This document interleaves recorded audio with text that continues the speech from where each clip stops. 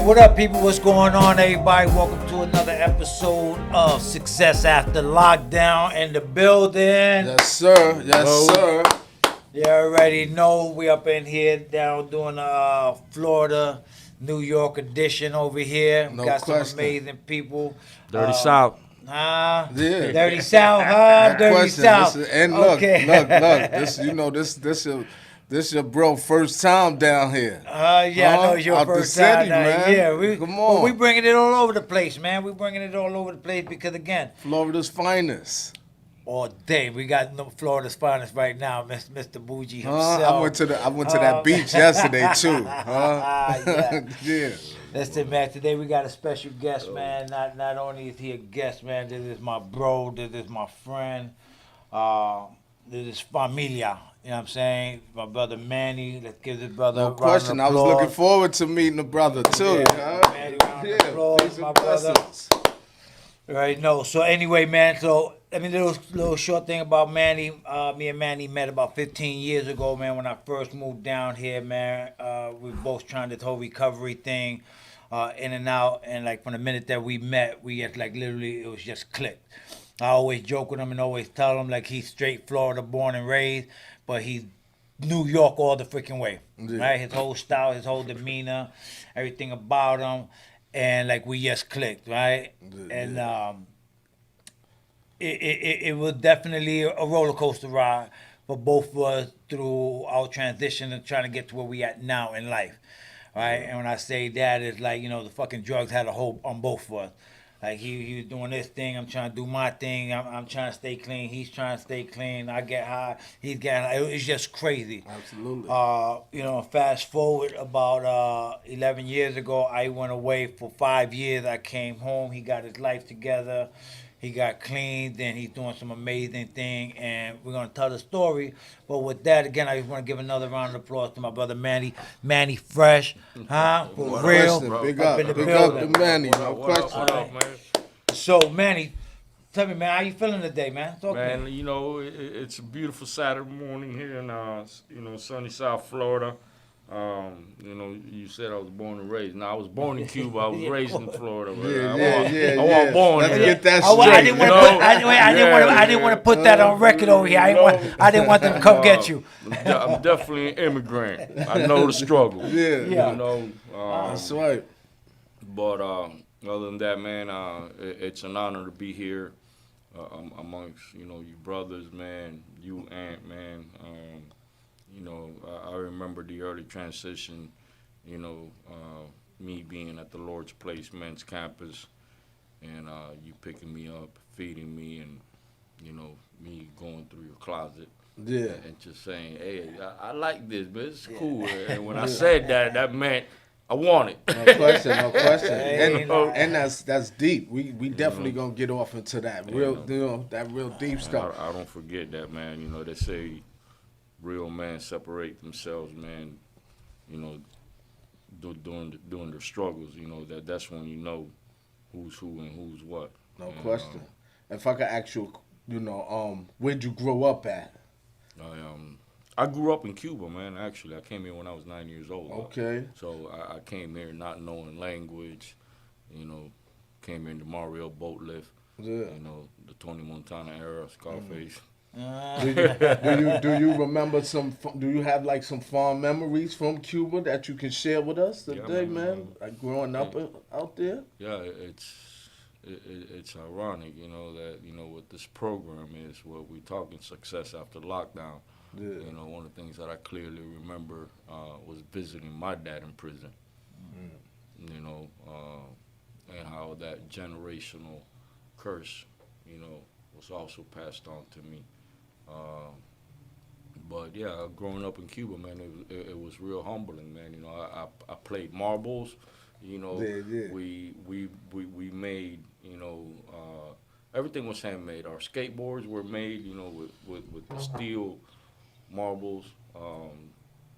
Barbarians. Yeah, barbarians, yeah. They were really barbaric skateboards, you know what I mean? In Spanish, they call them carriolas. I remember playing stickball in the street.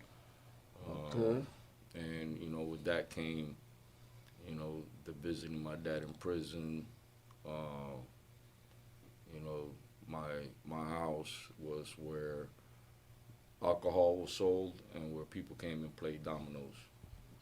So my household was always filled with the underground folks. Yeah. You know, question. in a communist country, you know, they were literally the underground folks. Yeah, You know, no doubt. other than, you know, your face, you know, nobody was just allowed. You know, so yeah, man, that was pretty much. Talking about your dad real quick, man. Condolences again. You know, Yeah. he just recently passed and all that. Yeah, So man. deepest condolences. Man, my dad was a great dad, man. You know, one thing I've learned Blessings. one thing I've learned through the years, you know, it's no excuse for the path that I took. Being a father today, I know he did the best he could with what he knew. He didn't have a father. He was hard worker, man, hustler. You know, had everything, lost it, was humble about losing it, and still worked just as hard. Yeah. Towards his last days, he scrapped metal. A man who had everything at once, and he scrapped metal with a smile on his face, and he would carry shit that I don't even know how he did. Man. Yeah. You know, No question. the alcohol was definitely a huge factor in his life for most of my life. And that's what separated us a lot throughout the years. You know, I wanted to be better. As a grown-up man and having a little sister, half-sister with him, I watched, you know, how when he would be under the influence so bad that I would literally get anxiety and have to remove myself from him. And then my little sister started feeling the same way as she got a little older. And, you know, she was going through the same things I was going through growing up and how I felt. Right. Let me ask you a question, man. So, you know, at 9 years old, you know, when they say, "Yo, Bobby, we're going to America," all right, we're going to America. We're getting on this boat. I know that was like complete mayhem, from what I see in the movie Scarface. Yeah, anyway, yeah, right? was. Right, complete mayhem. This is Right, like what do you even remember any emotions that was going through you, through your family? I know there's probably some fear, some excitement, some freaking uncertainty. Like what the fuck was that like? My dad was already here. My dad was a political prisoner, so he came from prison to the United States, and then me and my mom, you know, were left behind. And then that day came when they come through the neighborhood in the bus, and they come to your house, and it says, "Let's go." And when they say "let's go," now there's no packing. Up. It's just let's go. Yeah, let's go. Literally the clothes on your back. You can't take no money. You can't take a suitcase. And one of the first things that I reached for to try to take with me was my piggy bank. Right. I had a piggy bank, and couldn't take it. When I was like 8, 9 years old, and I put every quarter that everybody gave me $50. That's right. You know, I had to hustle, but I ain't leaving my piggy bank behind, bro. But I couldn't take it, and you know, they took us to a camp, you know, by the it's called the Port of Mariel in Cuba, and we stayed there 2 nights in these big tents while, you know, they processed us and assigned us to boats. And then, you know, after a night or two, they assigned us to a boat. That meant that you was coming to the U.S. and, you know, everybody's excited, man. You know, everybody wanted to leave Cuba at that time. Now it's even worse. And I remember when, you know, after like a day and a half or 2 days on the ocean in this little fisher boat, you know, with, I don't know, 30, 40 people on the boat, literally like the movie. Yeah. You know, there's Of people course on the so. bow, there's people in the back, you know, and we started reaching Key West, and you know, everybody, you know, the Coast Guard, and you know, it was a happy moment, you know. We get here, and you know, I get my first Coca-Cola. I seen the first ever soda machine. You know, I've never had apple before, even though I don't like apples. You know, you know the candies that they have here, you know, they don't have over there. So I was, yeah, it was a good moment, man. You know, and uh, we arrived. We went to another camp. Um, Man, what was the name of it? It was in Miami, and we stayed there for like 3-4 days till my dad and my uncle and aunt sponsored us and came and picked me and my mom up, and it was the start of a new chapter, man, and it was fun. I remember my first bike for Christmas, first Christmas ever. It was like a transformer bike. I bought it at the flea market, and it was like 4 or 5 different bike parts. The frame was one color, the handlebar was another, the forks, the seat, it was all. And dude, I was so happy with that bike, man. I was like, yo. I bet. It sounded like it was. Was there some similarities to what you did? Because I heard you talk about Cuba and stickball, and I know up here in the States we used to play stickball a lot when I was growing up. You know, was there any similarities like that with you when you got over here? Like, damn, we did a lot of the same things. You know, when I got here, they didn't do, you know, the stickball here in Florida. You Okay, know? that was more the city, the Bronx. Yeah, but you know, as I got older and started watching movies, you know, from the '70s in New York City, you know, I love movies, and You Cubans probably brought that shit up to New you York. know, I watched the stickball, man, and let me tell you, man, you know, we play stickball, man. We were 6, 7 years old in our underwears out in the streets, bro. You know what I mean? Rain or not, you know. Couldn't afford to go play on the baseball field. We made up our own shit. You know, it starts raining here. You know, hey, come on, time to go inside. In Cuba, it starts raining. You know, we're gonna start jumping in the puddles. Yeah, So- exactly. So tell me, man, right? So that's the beauty of the childhood, right? Yep.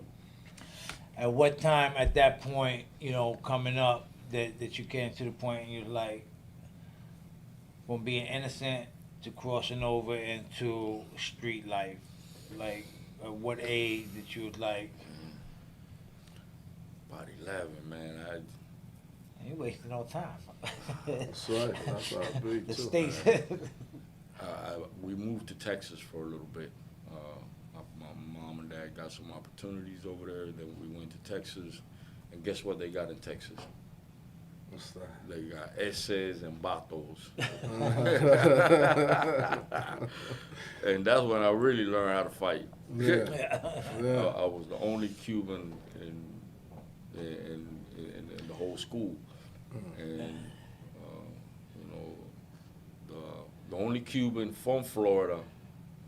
You know, back then I was rocking OP, PCH, you know, the tropical wear. Yeah. These dudes over there rocking, you know, the Yeah. khakis, and you know, the Chuck Taylors, and, you know, Dickies, and Looking at you like you a yeah, foreigner. and I remember all the girls, man. You know, they really liked me. I don't know what it was. Like, maybe I was different, but the message Like wasn't you having wanna. it. You know what I mean? So I learned how to fight, and you know, I remember when I kind of felt my wires got crossed, because with me it wasn't even drugs at the beginning. It was getting away with stuff, stealing, baseball cards, Hot Wheels, art supplies, school supplies. Absolutely.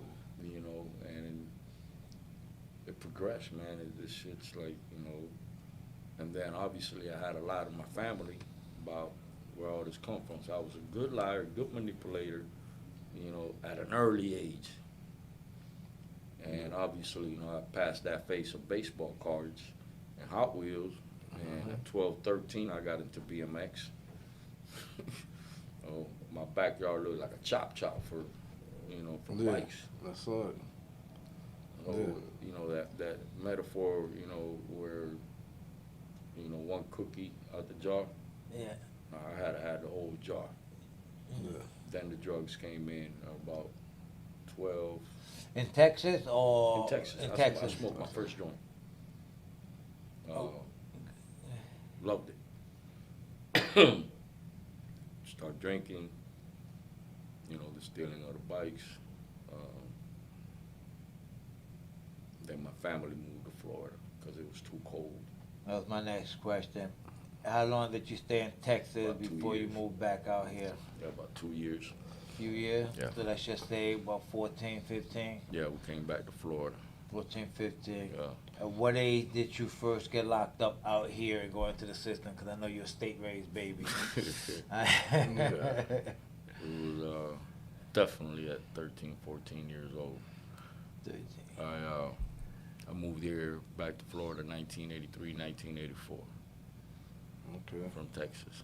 I came from Cuba in 1980. Right. Back in Florida, 83, 84. Yeah. You remember what was happening in our country then? Absolutely. Crack. That was it. Came out. Crack. Man, everybody I hanged out with was older. Right. 16, 18, 19. I'm in middle school first year here in Miami, Florida. Everybody else, man, I'm already smoking weed. I'm doing savage stuff just to smoke weed. Right, Just to yeah. smoke, just to get my little nickel dime bags, ride 10, 15 miles on a bicycle, snatch a pocketbook, just to smoke weed.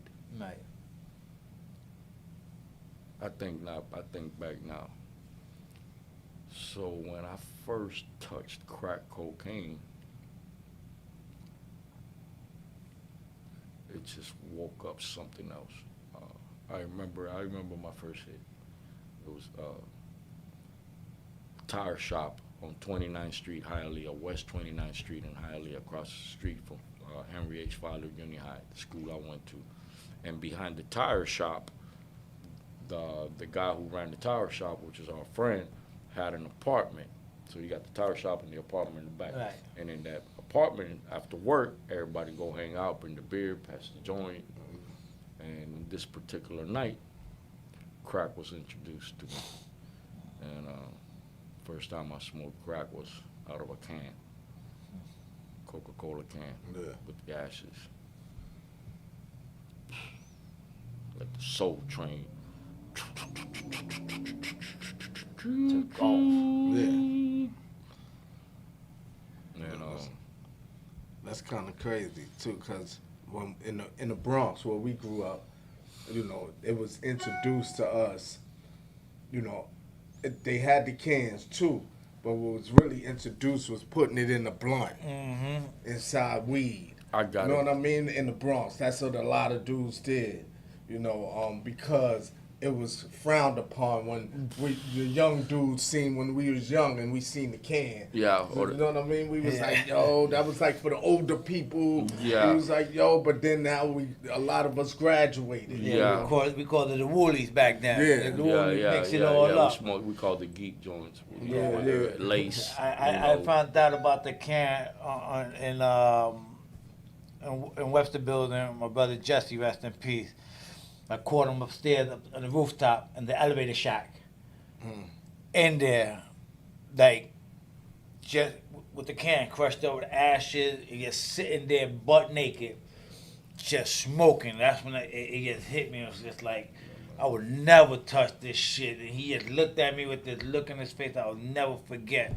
And I was just like, so I looked up to my brother. Yeah, absolutely. Anyway, yeah. And those times though, when you was growing up as a youth, did you ever come across like people that that would probably, when looking back now, if you or do you remember any positive influences that you kind of swayed away from or seen, but say, listen, I'm gonna take this path. I'm not. Oh yeah, absolutely, man. And I think I was too young. I remember a gentleman that worked with troubled youth and had an organization, and he had got me a job at a print shop, which I actually liked. And a couple of, not many. I remember one of my teachers, Mrs. Suarez. She was a math teacher. Always encouraging me. You know, I didn't apply myself in school. I don't think that it was because I wasn't smart. I still don't think I'm that smart, but I've been told differently. I was in the 8th grade for 3 years. Welcome to the club. Fourth grade, 3 years. Yeah, I got my GED in prison after my third attempt. That's why we're so tight. I did the ESO class. I rode the short bus. No question. They wouldn't even allow me on it. I did that in Texas. They didn't know what class because my English was just, starting to, and they didn't know what the hell to do with me. But yeah, I had some influences. No question. I don't think there was many resources during that era as we do today. Not even for youth. Yeah. And one thing I do remember clearly is, if you're a drug addict, you're a criminal. Now they're more sympathetic. The epidemic is no longer crack, it's opioids, and it's hit the suburbs. Yeah. So now it's they're more mental health. sympathetic. You know what I mean? It's straight talk. Straight talk. Back then, you got caught with crack cocaine, you going to prison. There weren't no help. Well, so if I could, that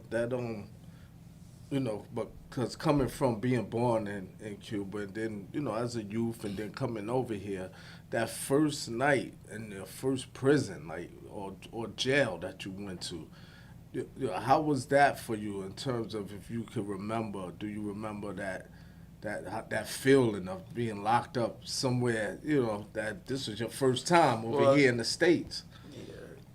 Yeah. It's funny that the national course of every young man's life, it's, elementary school, middle school, high school, college. Yeah. Mine was a little different. Mine was elementary school, middle school was like state school. Yeah. I started getting in trouble, so that's when my institutional life began. So at 13, I was already in and out of the juvenile detention center, and that kind of prepped me. So when I turned 17, and I was to go into DOC, so I went from juvenile programs to DOC. That was like my middle school and my high school, my university. Yeah, absolutely. The school of hard knocks. I never went to high school. I see kids going to high school. My kids, I went to my daughter's, my little sister's prom. I was like, so this is what I missed. Yeah. This is what it was about. I was locked up. But as a kid, I remember being locked away, man, and being put in a freaking. But like everything else, man, we become creatures of habit. Yeah. That shit becomes our safe haven, bro. I can function inside a juvenile program. I'm with my boys. You gotta get up, eat breakfast, go work, go play, go to school. Yeah. No question. Man, how many times you did while locked up down here in Florida? How many what? How many years you did, or total? 11 and a half years. 11 and a half years. Florida State. The one state prison that I've been to out of New York, Pennsylvania, Atlanta, state and federal, absolutely the motherfucking worst. You gotta shave, there's no conjugal visits, it's the dirty South. you know, it's a red state, and it's still run like it's 150 years old. Yeah, You know what I'm saying? I To this day, I the see you condition. boys over there in New York with your beers and Yeah. rocking glasses Yeah, we through get the packages, compound, clothes, yeah. rocking jewelry on the compound. Yeah. You ain't doing none of that here in Florida. You know, after those 11 years, how long you been home now? Man, I've been home 23 years. Thank God. Knock on wood, boy. No question. Congratulations. You know, True. and I've been clean as long as I did time for 11 and a half years. That's right. 11 and a half years clean, 23 years home, Yeah. right? So, Still eat Roman noodles, yeah. corn chips, Frito Lays. Yeah. You know, put the little sausage Of balls course, you in. gotta stay humble every now and then. Yeah, People my tell me all the homeboy, time I don't have to live like that. Nah, Because it not tastes gonna- good. That's Yeah, what no, it it is. does, That's the- but it's quick, Yeah. man. I love some Roman For me, noodles. you know, Yeah. people always tell me, "Yo, you ain't gotta live like that no more." And I go, I understand, I don't, right? But it's a choice because it again, I survived off that shit. I know what it's like to be broke. I know what it was like, you know what I mean, trying to just get a meal in my stomach. And now for me, it just keeps me grounded. You know, it's funny you say that. I think you saw that painting, the Roman noodle Yeah, cup. yeah. And it's a Roman noodle cup, and the bottom is laced in Gucci. You know, the Gucci colors, you know, just like a little bit like Anthony's bag over there. And, you know, people No look, bag, I ain't got no bag over you no know, Gucci bag. people looked at the cup and they're like, what's the meaning? You know, everybody wants to eat. Everybody wants the Gucci, but nobody wants to eat the Roma. Yeah. Absolutely. You know, I was No like, question. one of my best favorite paintings. So, was there at any moment in there when you did do time, whatever time you did, like that? Was there any pivotal moment for you that was like, yo, this is it, man? Like, I don't want this shit no more. Like, I'm tired of this. Or when did that moment occur for you? Man, there was a pivotal time where I think my mind just finally adapted to the fact that I was in for a long time because my overall sentence was 18 and a half years. Okay. That moment clicked in my head, okay, that was about my second year in prison. I was like, because my first one or two, I was wilding. Like, you know, being confinement 30, 60 days back to back. Yeah. They transferred me a lot. After 2 years in prison, I finally realized that, you know, I needed to tighten up. And I started drawing. No question. You know, I think that helped me. Yeah. You know, I don't think. Take that back. You know. You should know. That's Yeah. right. That's a therapeutic moment. My art started to kind of like evolve. And that was, it's funny how art was the turning point in both of my most epic moments of saying, okay, done. Art was there. Yeah. Art is rehabilitation. You know, That's a rehabilitation method So- right there. you know, there was a time at that moment in prison where I was like, okay, man, you know, it is what it is. Take this shit day at a time. You know, started working out, started painting, accepted it. Yeah. You know, I accepted it. And Okay. then when I got out, obviously, you know, we get out with these great intentions. Big ones. We could write another book on great intentions. That's right. That's nice. Yo, I've never been in prison in Florida, but like my whole life, I lived in prison in New York How long State. you was in prison for, Eric? 27 years and 6 months I did. I just came home August 10th, 2020. So, you know, this is a whole new life journey for me. Oh, you understand You this know? clearly. But I want to know, like, cause I have some gruesome, you know, experiences in prison, in New York State prison. What's the most gruesome thing you seen in Florida prison? In the prison you was in, was there any type of, you know, Two craziness times. going on? Yeah, 2 times that was. And what's the most that you seen, like, that Man, was, whoa. I seen a dude jumped in a dude's head in the ground after he knocked him out, and all his brain, the juices from the brain came out. I seen the escape with a dump truck. dudes, you know, that were doing constructions, and dump trucks were coming in, and motherfuckers jumped in the dump truck, ran it through the salad port.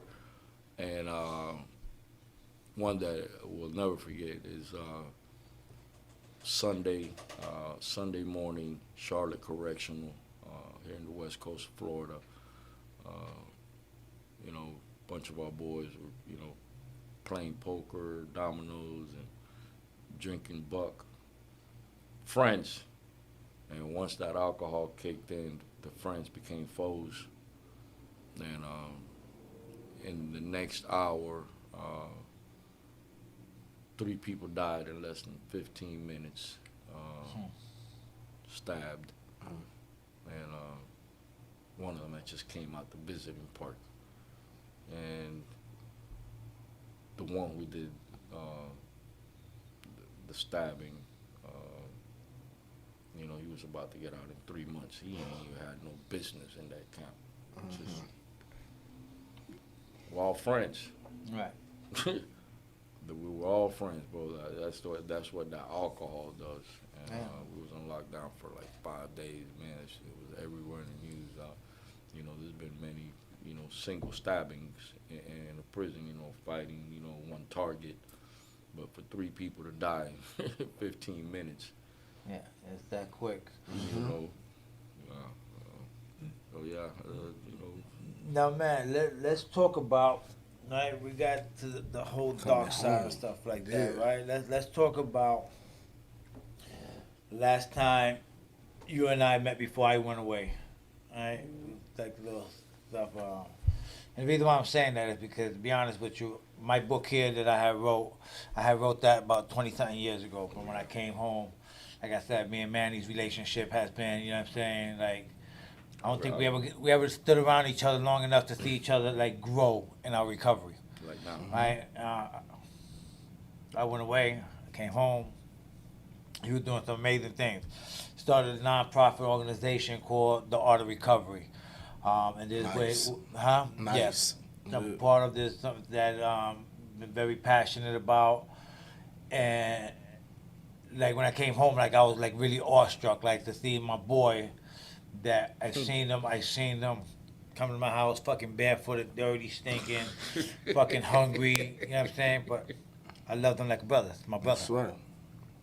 When I came home and he inspired me, I said, "Yo, get your shit published." To see him evolve. That's right. Right, and like those are the people that I surround myself with. People that gonna push. That's what I always tell people all the time. I surround myself with people like this. If you ain't bringing nothing to the table where I can look at you. And you can't inspire me. Yeah. Like it's like what's the point? I already hung out with all the people that kept me down. I need to be around people that I know been there, and that's fucking breaking barriers. That strong will and determination, man. You see And that. so, man, let's talk about the art of recovery. Let's talk about how your life has transformed through your art, through your recovery, through giving back, and let's talk about what made you do that. What made you get to that pivotal point? And just to back up, when we first started the conversation, he was talking about the Lord's place. The Lord's place, he's going to tell you in a minute. I used to go there with him, and I wish I had the picture now, but got a picture of me, him, and my son. My son must have been like 12 years old at the time. I used to always go there all the time to go visit him, go eat, him, my son. And there was a little dumpster, a little water dumpster. He would always be bored, and he asked the director, "Yo, can I fucking use that as a canvas?" Yeah. And he created this like beautiful mural. I got the picture. I'm going to send it to you so you can upload it.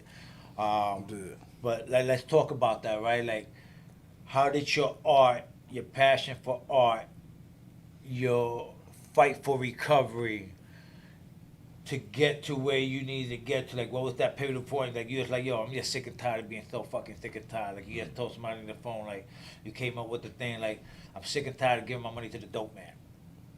Right? Like, what was that for you? And what you doing today? Before I go there, let me tell you how I wrote my book. Before he went away, he showed me his manuscript. Nice. At my lowest, I ain't had, but I've always wanted to write a book. Just a goal, man. Oh yeah, he went away. He came out.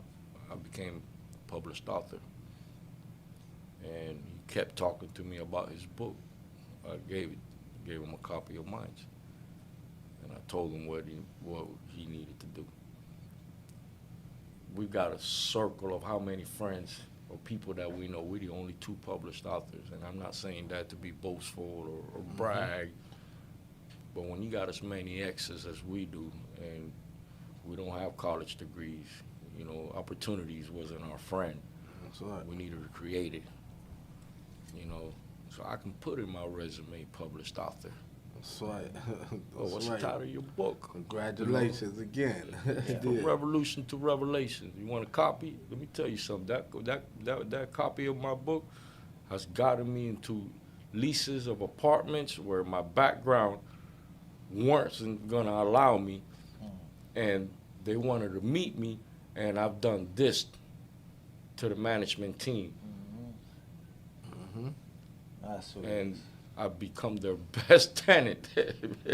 You know, but yeah, man, you know, I want to get that out the way because we've always inspired and pushed each other. And when I got an idea or business idea, you know, I run it by him or my other boy, Mark. You know, 3 amigos. And that's what we surround ourselves with. Now, what was the question? You know, I got Question is what you doing now, Oh. you know, the art of recovery. Like every year, I know it gets to that point, like Manny, he has a lot on his plate, right? And every year I gotta sit back and listen to him complain, right? I ain't gonna do it this year. This shit is crazy. I gotta do all this stuff, right? But when it comes to crunch time, like you can't even get a hold of him. He's fucking focused. He's getting he's getting the sponsors. He's putting it together. He's getting the venue, and like he puts it together, right? And you know, a lot of people can have an opinion about me, about him, about us, or whatever the case may be, right? But the truth of the matter is that we do something and we get back. Yeah. Absolutely. We get That's back, right. right? And like what we doing, we get back, right? And that's the evolution of life, right? We took so much, then we get back, right? And like that's something that I'm proud of. Like that's what I like to be around. All right, so let's talk about that, Manny. Let's tell the people about that, how it uplifts people in recovery and all over the world. This year, we did it. We had people from Connecticut come down. A guy that had an amazing story that was a drug and became the first guy to swim across the freaking Atlantic or something. Well, some canal over there where Yeah. y'all live from Connecticut, but it was like a 30-mile swim, you know, and then he just kept pushing his limits, man, and that's what it's about. It's about, getting uncomfortable with ourselves and pushing our limits. There's no growth in comfortability, and everything that I have done, whether it be, the Art of Recovery Film Festival or, my other organization for Real Recovery, has been an uncomfortable thing to start. A lot of overcoming the fear. Early in my recovery, I learned, about service, and I extended my service beyond this 12-step fellowship that, we're a part of, because, I wanted to think outside the box. And yes, as much as I'm grateful for the 12-step fellowship, I took more from society than I did from the fellowship. So early on, I learned to give back when I didn't have nothing. And that's what separated me, and that's where my blessings came from. Mm-hmm. When you give when you ain't got much. I didn't have a car when I did my first fundraiser. I was still sleeping in my mom's couch. Didn't have a license. I could have went and got a car. I could have worked on my license with the money I raised. I never chased money. What I wanted was recovery, man. What I wanted was a peace of mind. What I wanted was hope. Money came after, later. God gives, man. And, part of the Art of Recovery was, about not only impacting creative minds in recovery because, there wasn't a space for us addicts to do our own art show. Mm-hmm. And not have, I go to art shows now. There's wine, there's liquor, shit. That shit don't bother me. But, some of these artists in early recovery, they might not feel comfortable doing an art show. And we created that platform.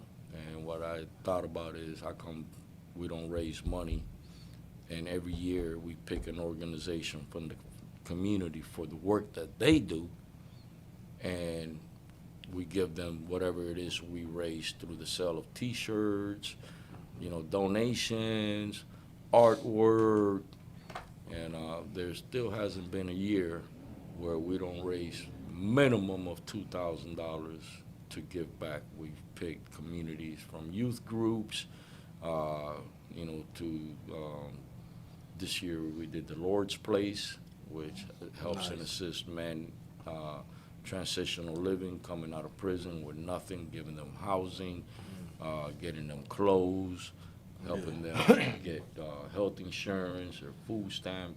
It's a wonderful organization that I went through. He used to pick me up from there. What's the name of it again? The Lord's Place. Lord's Place. Big up to the Lord's Place. No Yeah, question. here in South Florida, in West Palm Beach, Florida. So, I'm indebted to their staff, man, and their team. They definitely planted seeds in my life back then. Absolutely. The art of recovery, we still got people that are engaged and involved. And yes, every year is challenging, man. I don't want to do that shit all half of the time, man. I don't, bro. It's not. I got a business, I got family, I got my own personal life. And one thing I learned during my first documentary is, I can't be mad at other people who don't want to be a part of my vision, because the vision was not given to them. The vision was given to you. It's your job. And sometimes, we cross paths with disappointments. And we just have to keep the show moving. And then after it's over, after the show's over, you get to experience something that nobody else gets to experience. That's that feel good moment too. That's right. It's over. No, I did it. That's right. I did it, and God showed up like he did every year. Because I'm not just the guy who puts the event together. I'm also the artist. I'm also premiering a documentary. And this year we released Blue the Underdog, story about a pit bull. We got to talk about Blue, baby boy. Big up the Blue. Big up the Blue. Yeah. Blue was rescued, a pit bull. Okay. Beaten, broken, busted, and disgusted. Scars. He looked ugly, bro. Looked mean. And, it was a team effort, and, I learned a lot about Blue. He took his beatings, he took the cards that were dealt with, and he accepted it with grace. But he embraced people helping him. We kick and scream. Yeah. He embraced it. He embraced it. And Blue's a beautiful freaking boy today, bro. He loves on people. But, what made me do a film about him was pit bulls and addicts are like pit bulls and convicts. We got the stigma that we don't change. Yeah. Absolutely. Talk about that. And, I think Blue and me helped change that stigma. It's a beautiful documentary. It's 20 minutes long. We just won our first award at the L-Dub Film Festival. Okay. Congratulations on yeah. that too, man. We're going to be going to Atlanta and Miami in April. And I think Rich has got a film festival in New York called the Urban Film Festival. Yes. Also lined up. Nice. So yeah. we're gonna touch down in the city. Yeah, that's right. Hopefully it ain't raining like it is. Nah, it's in April, so next, It's good times. So that's another thing about Manny, right? So Manny's one of those types of guys, man. Like, he even got another dog that he's rescuing right now. That I'm probably gonna take possession of. Gone. Oh my God! Cut the tape. Cut Domino. the tape. Yeah, Domino. Tell that to my family, right? Oh, my heart just got broke right now. Yeah, you were saying. Well, he likes, he likes to rescue, pit bulls and stuff like that. He has a passion for them. Right? But also, Manny does also a lot of other things too with the services and everything. Let's talk about Manny. Let's talk about, your businesses, your homes. what you offer, you know, to the community, to addicts and out there, and like let's plug in how people can get in touch with you, what you're doing, how they can reach you, how they can secure a bed, like tell us. Man, so this is, yeah, I never wanted to do this though, but you know, but since you know, it's a story to this shit because everything I run from, God brings me to. I never wanted to do my first documentary. I told God, go find you another Chico, bro. Right. Yeah, yeah. You know, I need to go get my car and my license. I ain't got time to be chasing people telling me no to help me fund a documentary. Right, right. And it was the same thing with the sober living thing, man. Tragic event took me there, but you know, me and Mark and Anthony, you know, we got a gift of turning our pains into fuel to motivate us, and I've got 8 homes that are sober living, transitional living. 2 of the homes are for women in honor of my girlfriend who passed away, Nicole Marie Barber. Bless. You know, I wouldn't be here without some great men in my life. Anthony, you know, one of them. You know, I opened up my first home and I lived in the single beds with these men. I had 9 years clean. Lost my job, lost my girlfriend in 72 hours. I had to figure something out.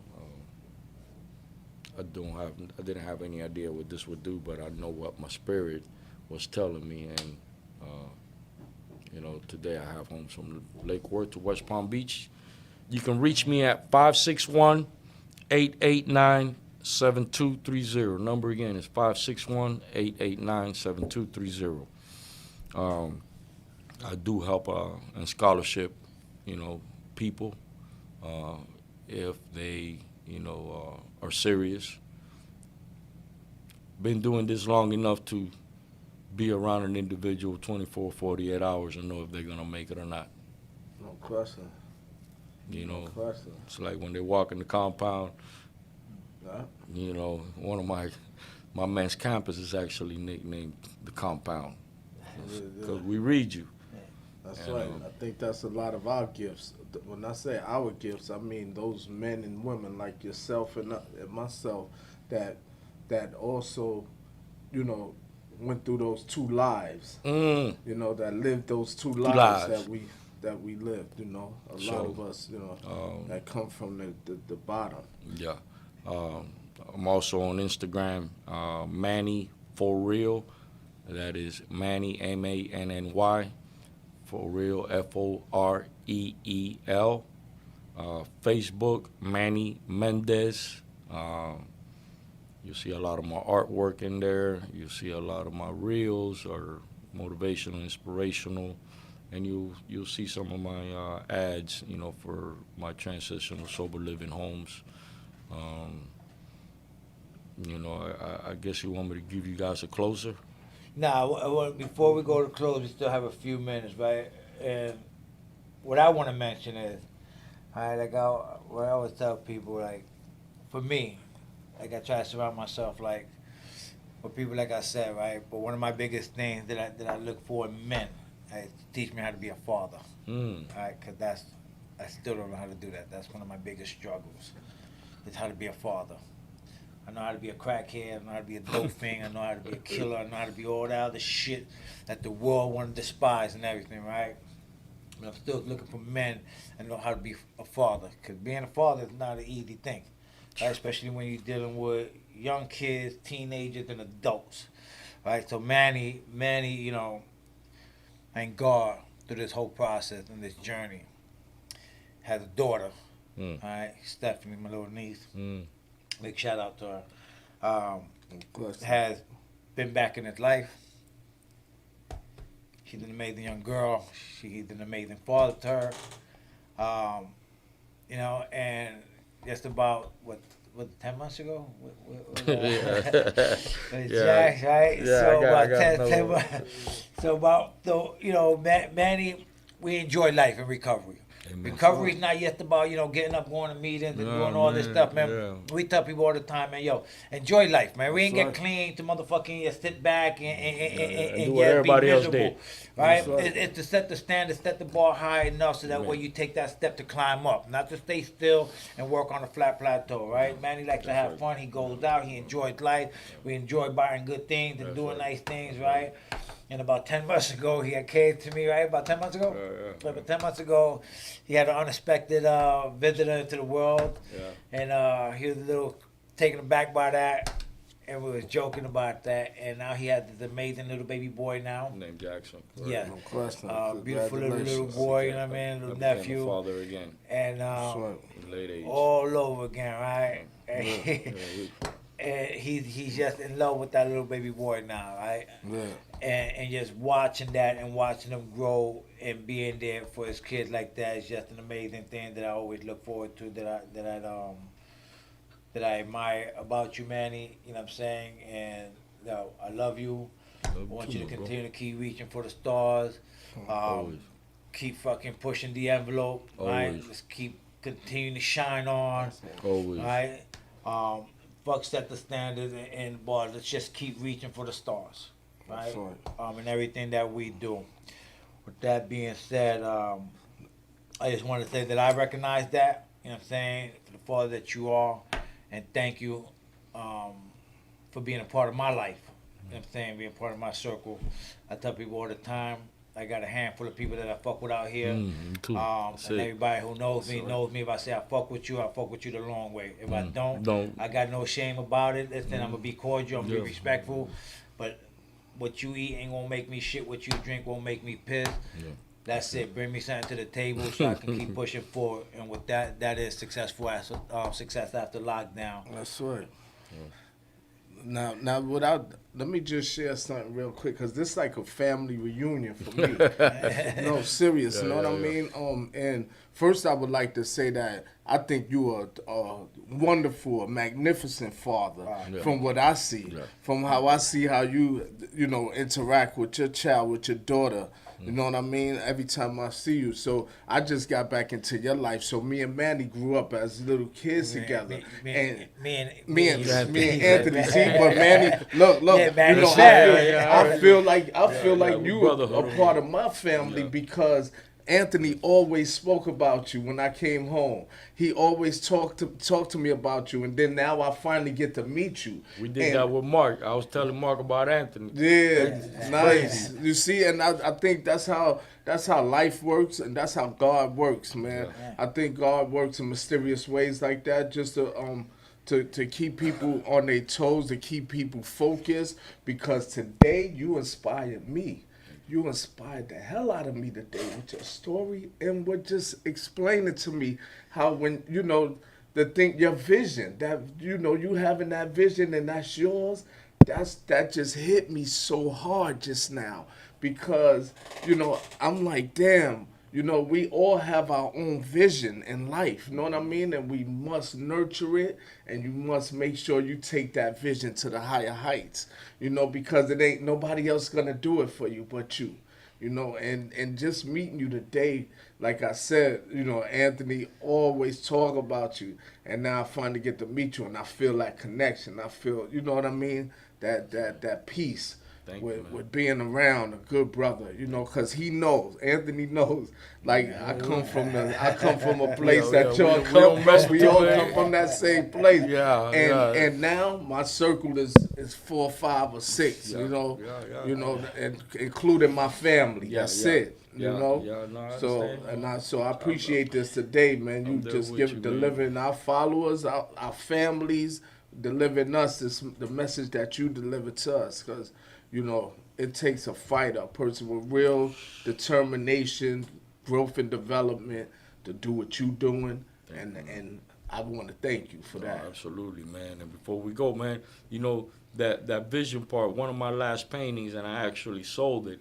The Monopoly guy was, that he's got the bag in his hand with the money. Yeah. I did one, but mine was a little different.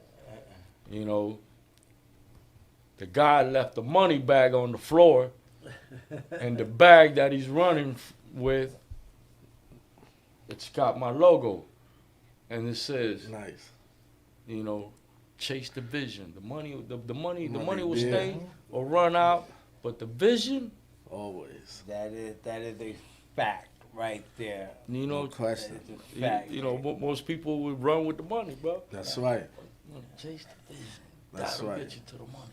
And that's a clear example of success Yeah. after lockdown. It sure Clear is. example. Thank With you, man. that, let's give Manny another round of Appreciate applause, it, man. man. Everybody, man. Honor to be here, man. Being here, and again, yo, have an amazing day to everybody that tuned in, that's following us, that's been with us since day one, season 3, Success After Lockdown, New York to Florida. We're in the building, Yeah, no question. okay? And with that being said, No, you gotta plug us, man. What you doing, man?